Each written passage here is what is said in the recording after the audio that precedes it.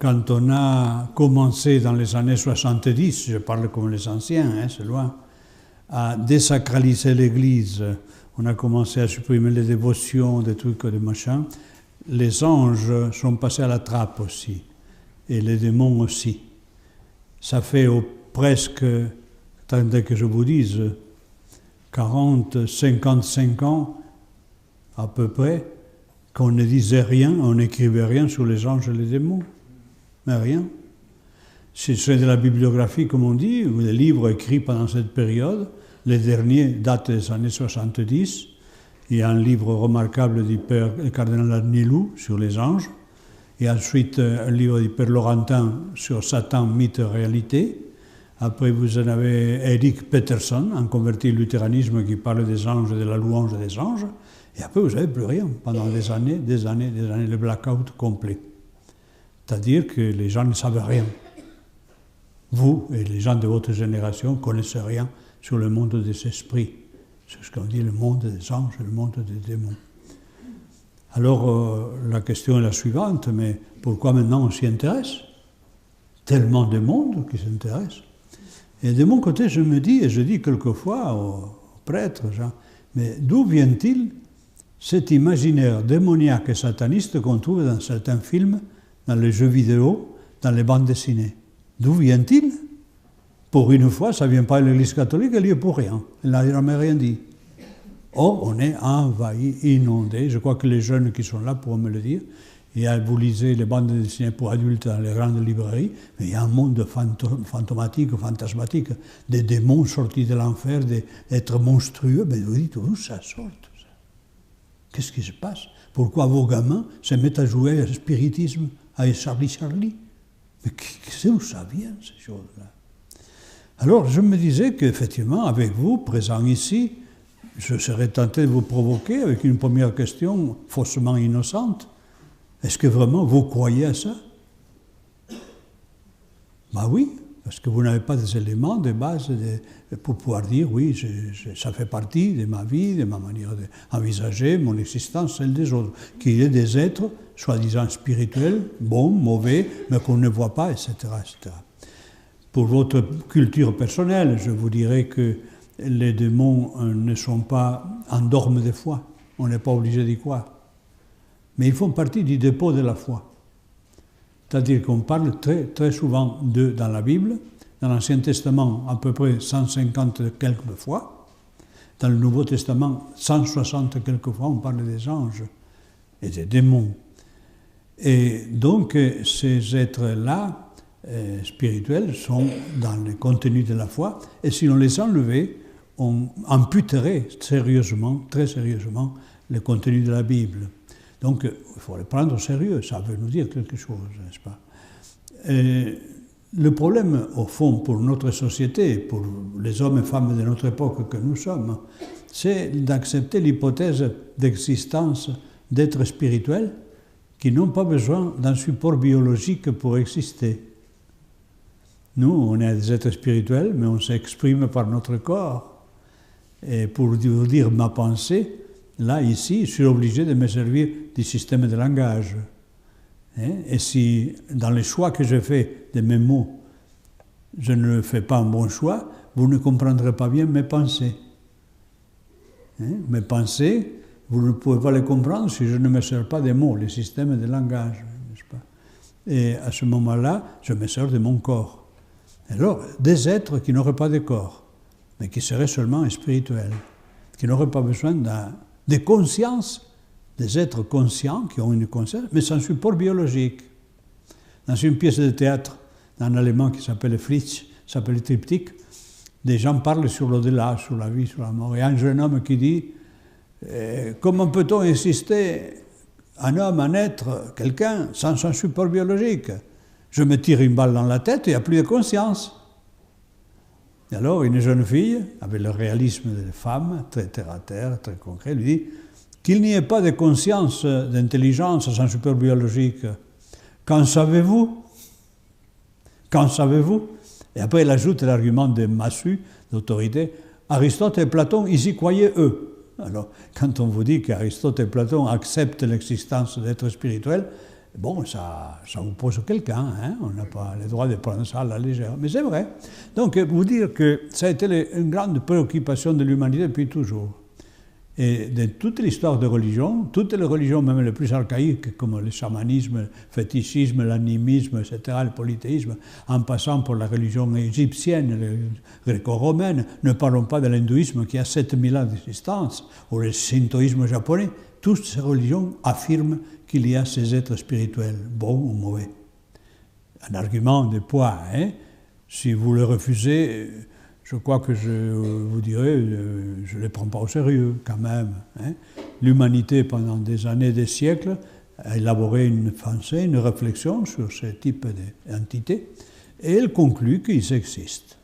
Alors voilà, il faudrait partir de là. Vous partez du fait qu'effectivement, vous acceptez l'hypothèse, qui est une hypothèse métaphysique, hein, ce n'est pas religieux, de l'existence d'êtres spirituels qui n'ont pas besoin d'un support biologique pour s'exprimer, et alors on peut entrer dans l'explication de ce que vos gamins vivent, avec Charlie et tout le reste. Alors bien sûr, à part cet argument, disons, d'autorité, de dire c'est l'unanimité de l'humanité, mais après on accepte l'hypothèse de ces êtres, et on peut se demander de quoi sont-ils faits, comment sont-ils. Vous permettrez, c'est l'enseignement que je fais pour les prêtres, plus développé ce matin, je vous fais un petit résumé, hein, et vous le comprendrez. Et la question c'est de dire, ils sont comment ces êtres-là spirituels? Quelle forme ils ont? Comment ils fonctionnent, n'est-ce pas? Alors, d'après les grands théologiens, et surtout saint Thomas d'Aquin, ces êtres-là auront été créés à l'image de l'Esprit Saint. Nous, les hommes et les femmes, on a été créés à l'image du Verbe de Dieu fait homme, à l'image de Jésus. Quand Dieu a créé le monde et le cosmos, il l'a fait par amour, il est sorti de lui-même par amour pour nous, et il a tout créé autour de la personne de son Fils Jésus, du Verbe éternel de Dieu dans la chair de ce petit homme de Nazareth qui s'appelait Jésus. Et avec lui, bien sûr, une multitude de frères, nous. C'est pour ça que nous, on est comme Jésus. On ressemble à Jésus. Quand Dieu voit Jésus, il nous voit nous. Et quand il nous voit nous, il voit son Fils Jésus. Mais les anges, ils ont été créés d'après l'Esprit Saint. Alors là, vous permettrez que je vous fasse une petite catéchèse d'adulte, mais indispensable pour que vous compreniez ces êtres-là. L'Esprit Saint, c'est l'amour qu'il y a entre Dieu, notre Père, et Jésus de Nazareth, et l'amour que Jésus de Nazareth a pour Dieu son Père. Cet amour mutuel qu'ils ont. C'est l'Esprit Saint. On appelle l'Esprit Saint le Dieu amour. Il est l'amour fait personne. Pour ce qui vous concerne ici, les couples d'hommes et femmes, ou les amoureux jeunes qui sont peut-être terrés par là, quand il y a des jeunes par là, je me dis peut-être c'est des amoureux. Bon. L'amour que vous ressentez les uns pour les autres, l'un pour l'autre, c'est quelque chose. C'est quelque chose, mais ce n'est pas quelqu'un. Ce n'est pas une personne, votre amour. Et bien, dans le cas de Dieu, oui.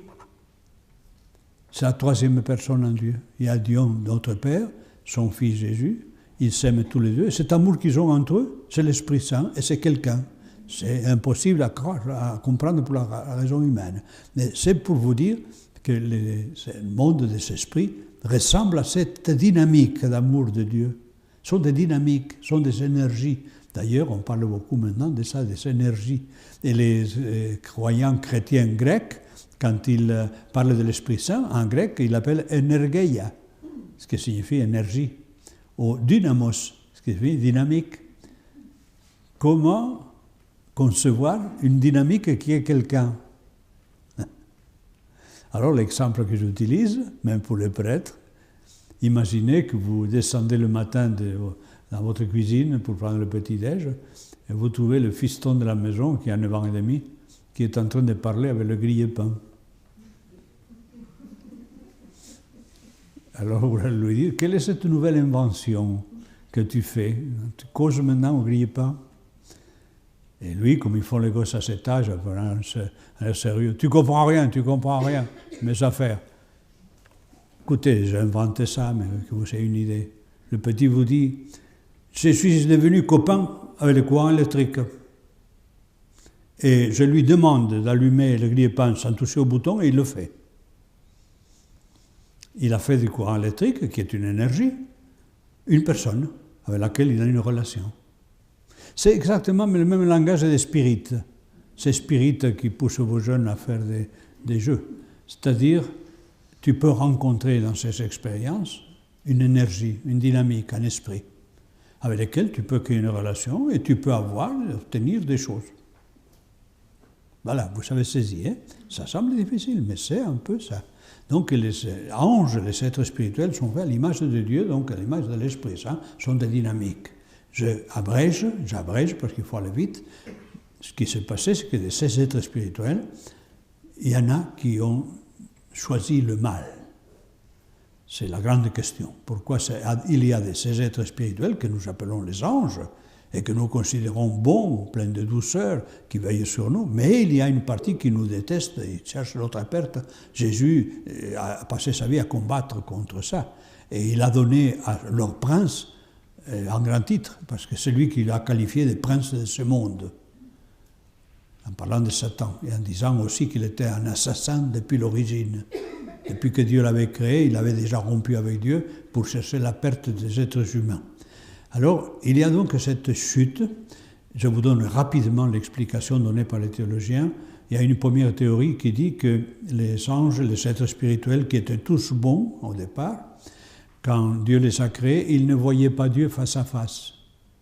Ils voyaient Dieu comme nous ici, dans cette vie, à travers la foi et à travers notre intelligence. À travers notre intelligence, on peut très bien découvrir des choses sur Dieu.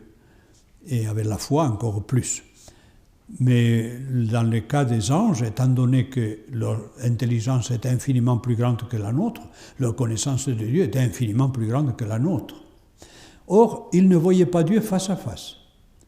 Et Dieu leur a demandé, pour le voir face à face, d'accueillir en eux ce que vous entendez très souvent nommer. Il fallait qu'ils accueillent la grâce. Alors la grâce, c'est quoi quand on parle de la grâce de Dieu? La grâce de Dieu, l'amour de Dieu, la vie de Dieu, la force de Dieu, la lumière de Dieu et l'Esprit Saint sont une seule même chose. Ce qui fait quand Dieu leur dit aux anges, pour me voir face à face, accueillez la grâce, c'est-à-dire accueillez mon esprit, accueillez cette dynamique d'amour que j'ai entre mon fils et moi. Et alors vous me verrez face à face.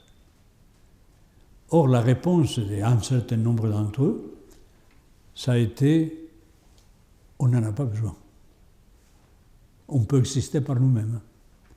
Le péché démoniaque, c'est par excellence de vouloir exister par soi-même sans Dieu. Et vous avez reconnu là un des symptômes de notre société. J'ai jamais, dans ma vie d'homme, trouvé une société qui affirme tellement l'inutilité de Dieu que la nôtre. Tu crois encore, mais pourquoi faire? Des croyants me disent ça, on me dit ça. Quand je dis que je suis croyant, on me dit pourquoi faire, à quoi ça sert? La chirurgie fait des merveilles, la science fait des merveilles. Oh, Dieu, pourquoi faire?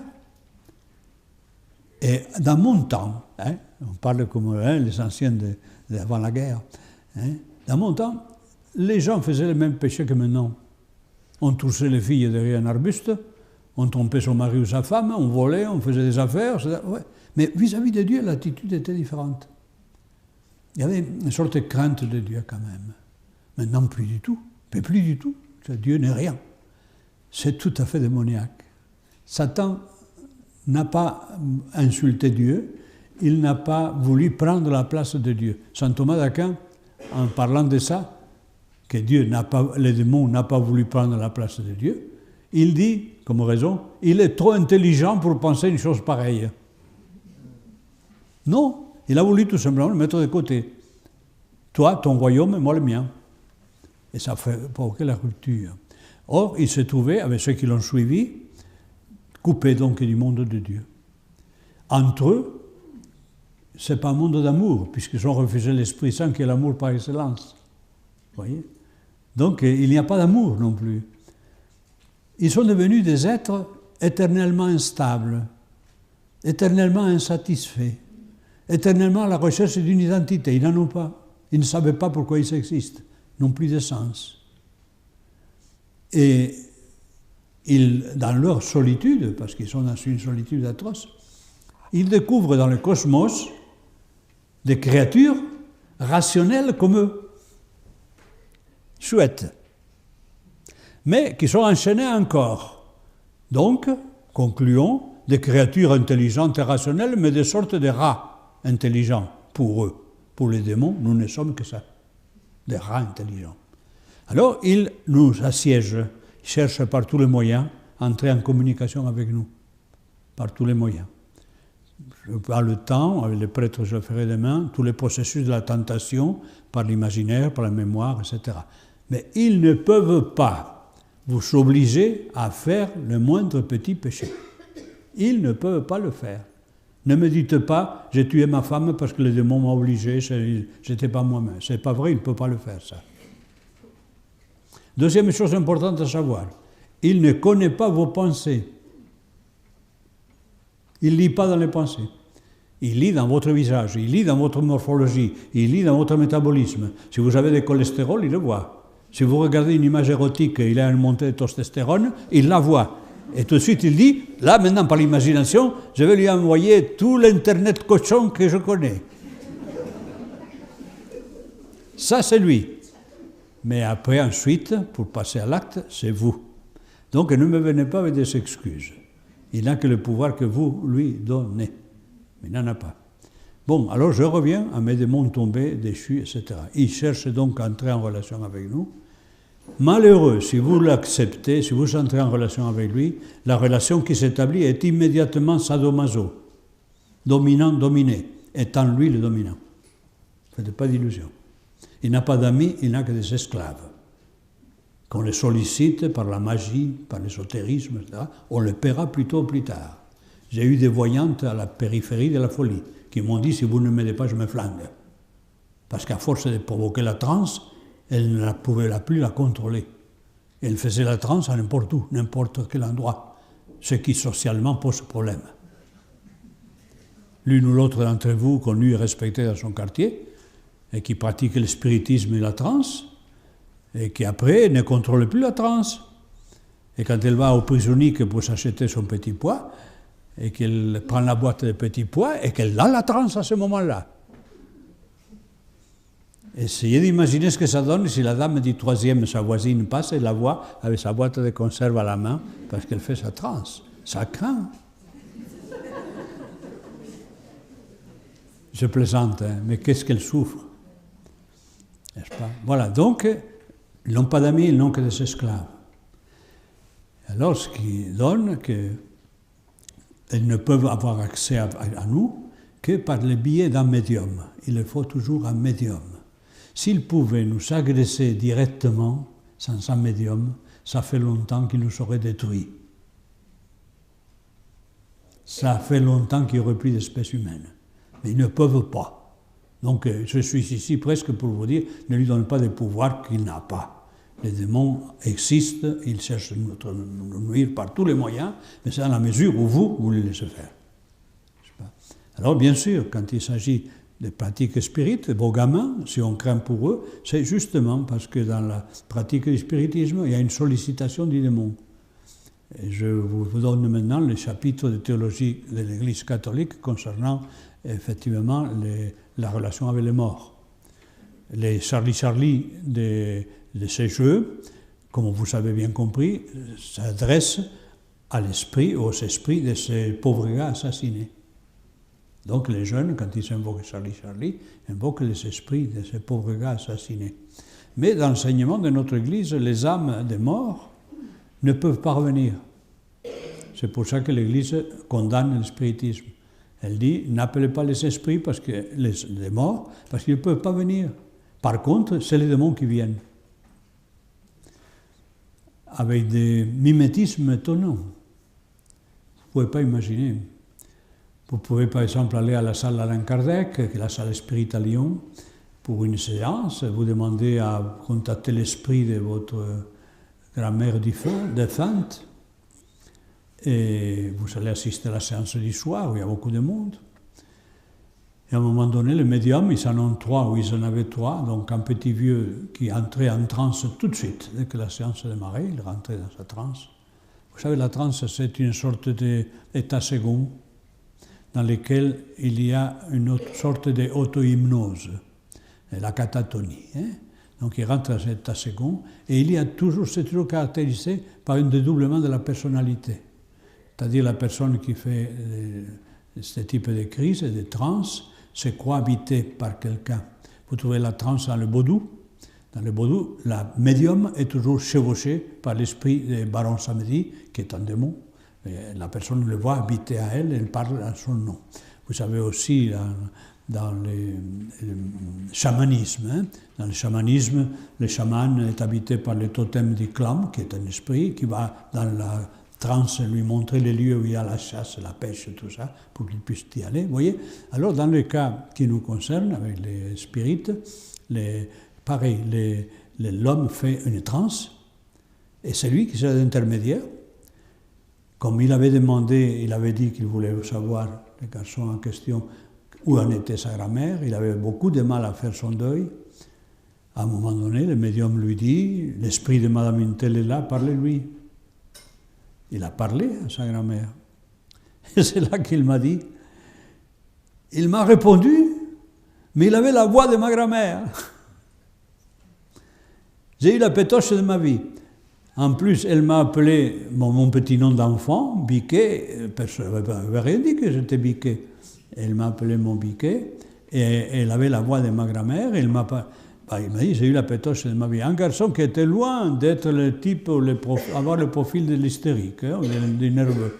Un garçon artisan menuisier, de 40 ans, trapu, carré, tout en muscle, une bonne bouille, mais qui aimait beaucoup sa grand-mère. Alors il est venu me voir parce qu'il pensait qu'il avait attrapé un démon. Comme il a vécu quelque chose de trouble là, il s'est dit, il faut que je voie l'exorciste au cas où. Et alors je l'ai rassuré, bon, en lui disant de ne pas y revenir. Voilà, donc vous voyez, ça vous permet de voir un tout petit peu par où ça va cette histoire, mais l'Église catholique dit les âmes des morts ne peuvent pas venir. L'état de l'homme après la mort, s'il est dans l'amour, la charité du prochain et tout le reste, c'est d'être en union avec Dieu. Il peut venir si Dieu le veut, mais il ne viendra pas si vous le demandez. Ce n'est pas vous qui allez faire venir Sainte Catherine de Sienne pour avoir une vision d'elle. Mais par contre, elle peut s'apparaître à vous d'elle-même, hein, parce que vous êtes une bonne chrétienne, quand vous êtes en prière. Vous voyez ce que je veux dire, hein? Pour ce qui est des âmes damnées, de ceux qui n'ont pas aimé Dieu, qui ont fait comme Satan, qui ont choisi de vivre sans lui, dans la dureté des cœurs, dans l'intransigeance, dans la justice, dans le mépris des petits, dans le massacre des innocents, etc. Cela ne peut pas être en union avec Dieu, mais il ne peut pas non plus venir vers nous. Il y a un passage de l'évangile de Jésus, quand il parle du pauvre Lazare, où il dit « Entre les gens de l'enfer et vous, il y a comme une sorte de grand fossé pour qu'ils ne puissent pas venir chez vous et que vous ne puissiez pas aller chez eux. » C'est ce qui nous montre bien qu'ils n'ont pas d'accès au monde des vivants. Alors qu'est-ce qui reste? Le démon. C'est-à-dire que quand on invoque ces morts, bien, les démons viennent à la place de l'oncle Jules. Vous allez essayer d'avoir l'oncle Jules pour voir comment il allait dans la vie éternelle, et ce n'est pas l'oncle Jules qui vient, c'est un démon qui va imiter l'oncle Jules. Voyez. Bon, alors qu'est-ce qui se passe?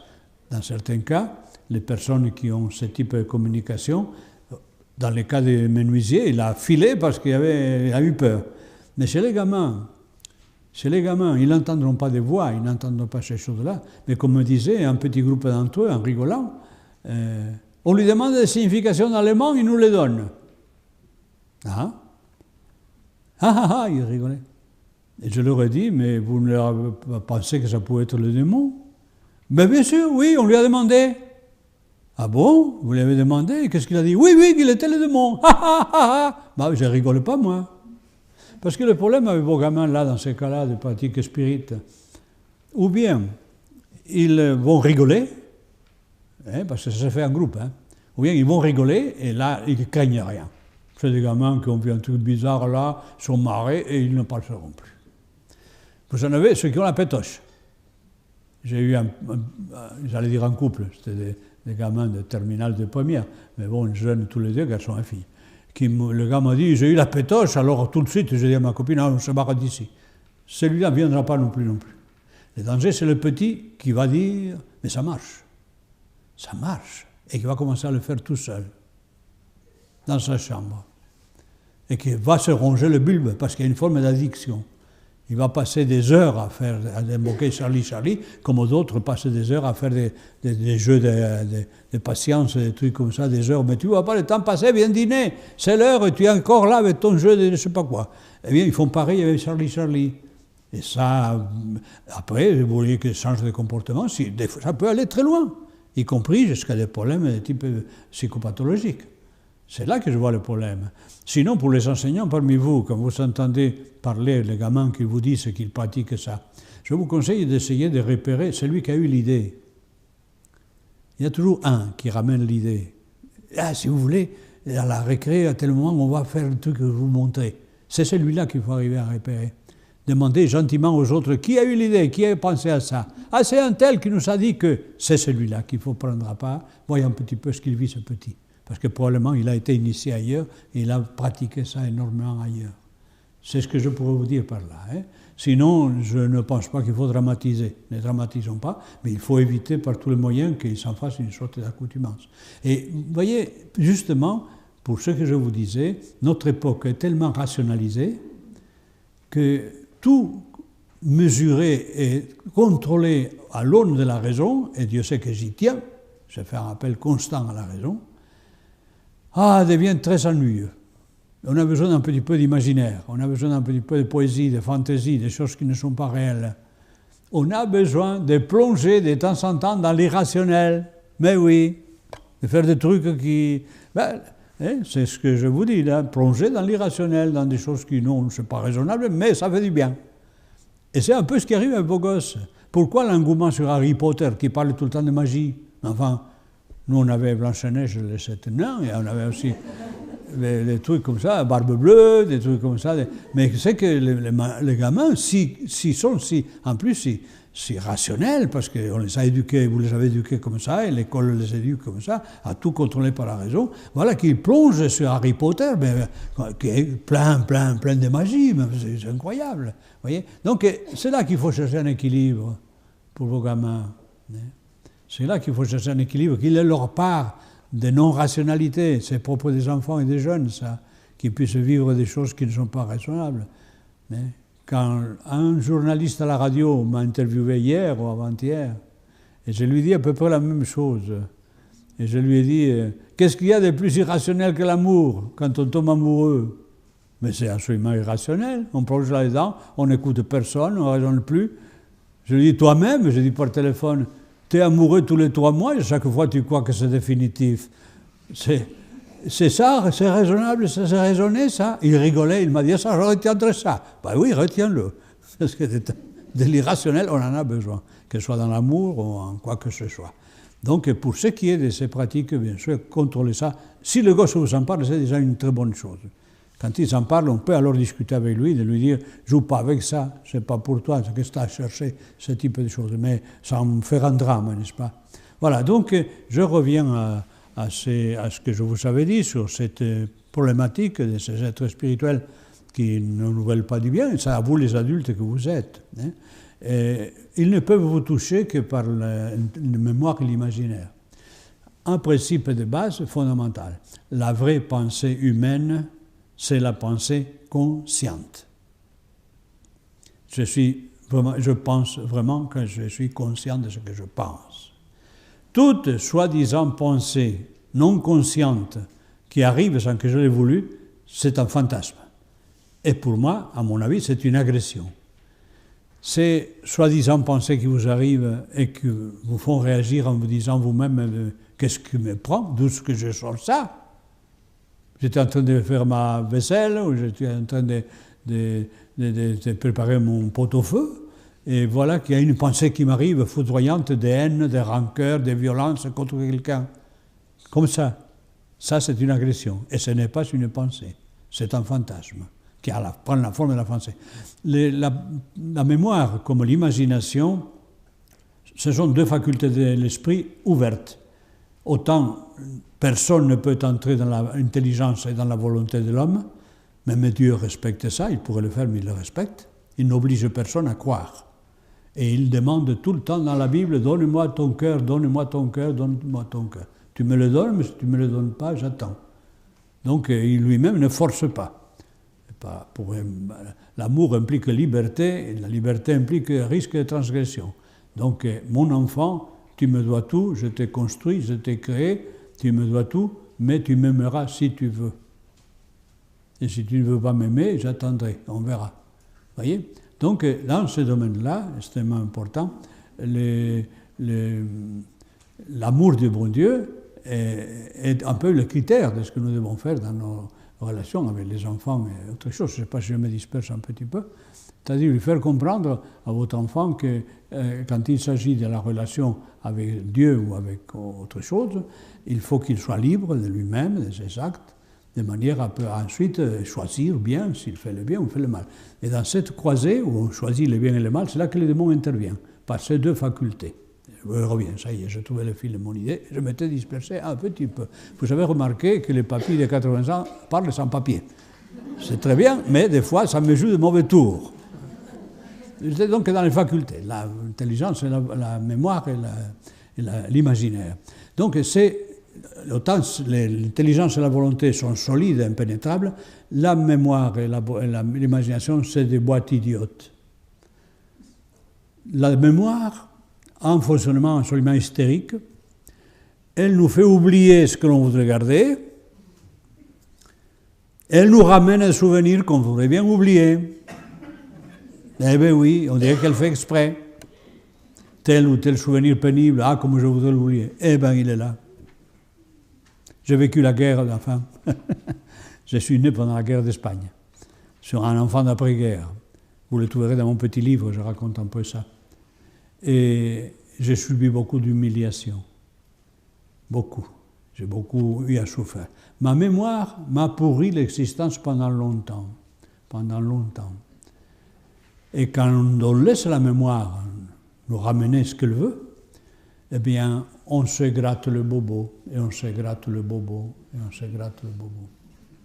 Il y a 50 ans, 60 ans, on se souvient de telle humiliation qu'on a eue à 8 ans, comme ça avait été hier. Et le bobo fait aussi mal qu'à ce moment-là. C'est la mémoire qui fait ça. Ma mère m'a jamais aimé, dit une femme. Accrochez-vous à ce que je veux dire, c'est terrible. Un jour, je l'ai entendu dire à la voisine, celle-là était bien accrochée, j'ai essayé de la faire sauter 4 fois, elle est toujours là. Elle portait ça à 50 ans, comme si elle avait entendu la veille.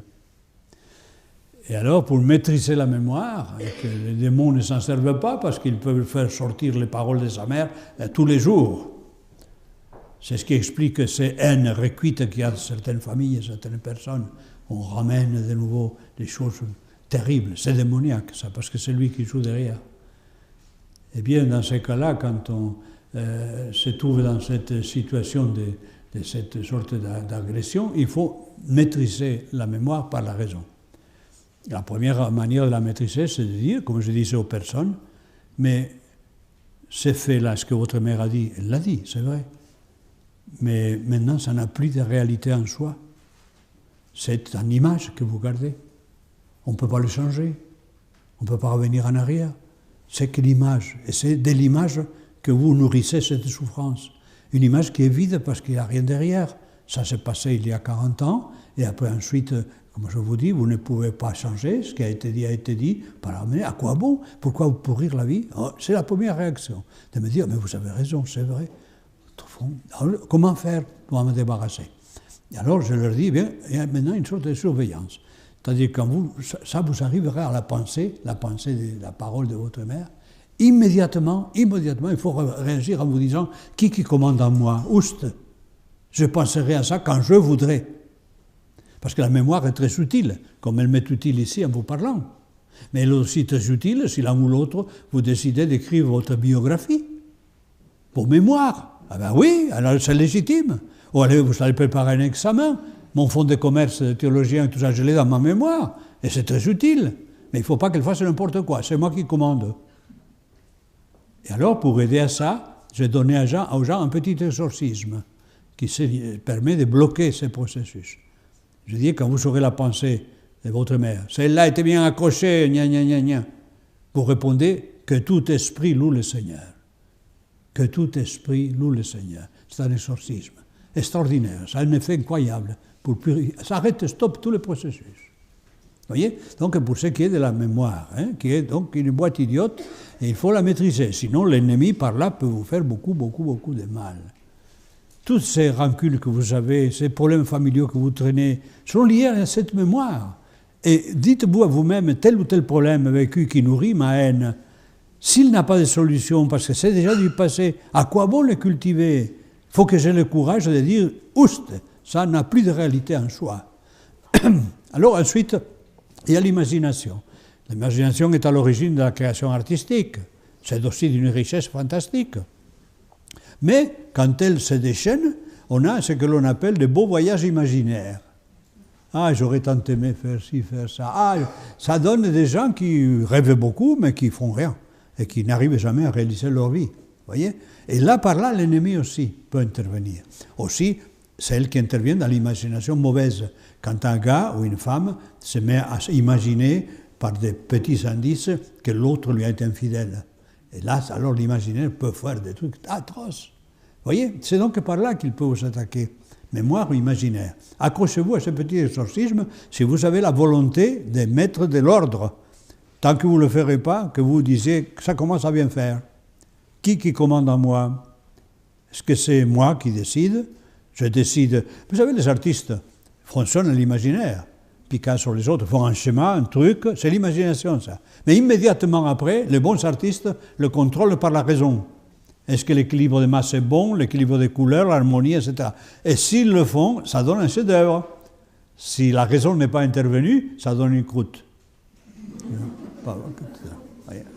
Bon, alors voilà, je pense qu'avec ces belles paroles, je crois que j'ai terminé mon petit exposé sur ce qui est ce monde des esprits et ce qui peut se passer avec les jeunes. Comme je vous ai dit, pour ce qui est du spiritisme, tant qu'ils ne le pratiquent pas de manière à continuer, assidue et tout ça, mais si vous découvrez qu'ils jouent tout seul à ça, faites tout pour les convaincre raisonnablement et gentiment pour qu'ils arrêtent.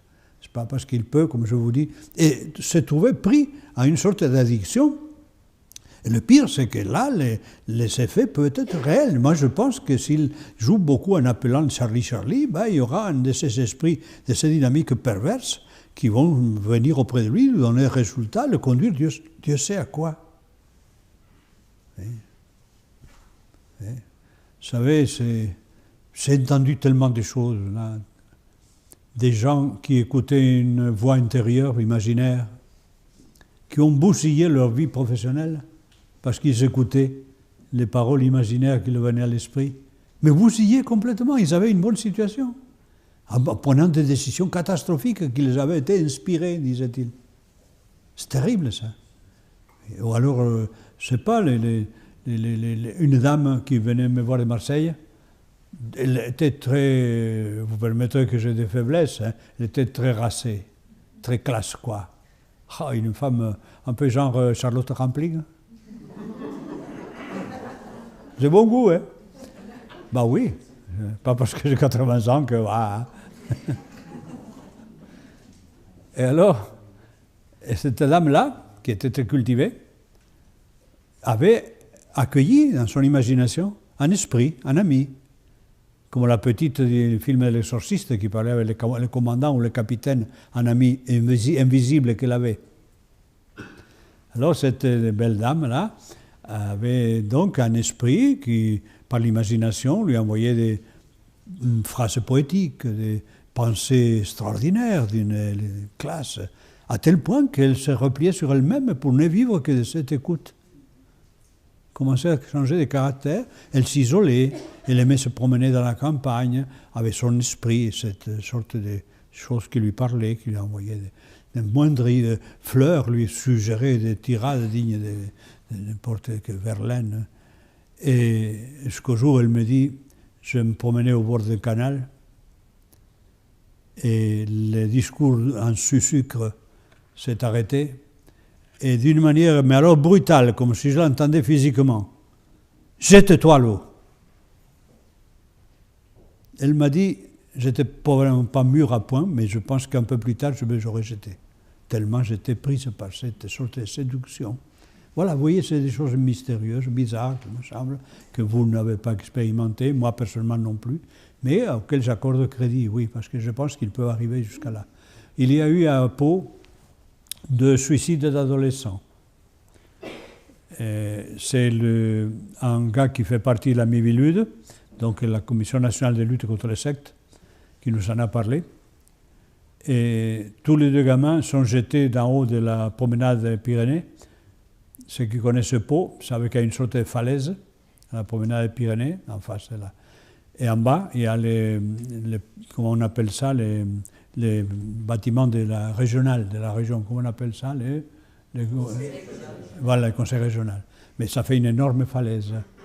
Tous les 2 gamins de 2 lycées différents sont jetés par cette falaise, tous les 2 avec une chaussure enlevée d'un pied et une branchette de je ne sais pas quel arbuste dans l'autre. Pour que tous les 2 aient choisi le même type de suicide, et ils ne se connaissaient pas. Vous voyez? Mais tous les 2 probablement étaient dans un de ces processus de suggestion, comme la dame que lui jette-toi à l'eau. Là, ça a été les gosses, jette-toi là-bas. Mais ils l'ont fait. Et les renseignements généraux s'intéressent beaucoup maintenant à toutes les questions de satanisme, parce qu'ils pensent que ça expliquerait des morts et des meurtres, des crimes inexplicables. Quand il y a eu le couple de fous qui ont tué un petit zigane, un petit enfant, Romanichel, je ne sais pas si vous vous souvenez, un petit enfant qui a été assassiné d'une manière atroce, terrible, par le type en question.